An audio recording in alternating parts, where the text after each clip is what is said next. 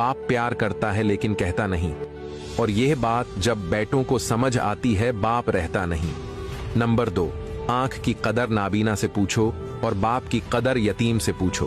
वो बाप ही है जो महसूस नहीं होने देता कि हम अमीर हैं या गरीब। नंबर 3, 4 दिन भी कोई नहीं निभा सकता जो किरदार बाप सारी जिंदगी निभाता है। नंबर 4, बाप दरख्त की मानंद होता है, खुद धूप में जलता है मगर अपनी बच्चों को साया देता है। नंबर 5, दुनिया में अगर आगे बढ़ना है तो अपने माँ बाप के लिए बढ़ो, दूसरों के लिए नहीं, क्योंकि आपके माँ बाप के सिवा कोई भी नहीं चाहता कि आप कामयाब हों।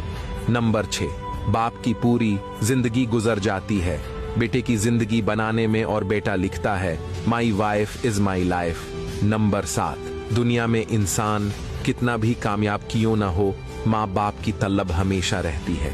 कभी भी अपनी उंगली उस माँ पर ना उठाना जिसने उस उंगली से पकड़कर तुम्हें चलना सिखाया है। अगर आप अपने माँ बाप से प्यार करते हो तो कमेंट में यस जरूर लिखना।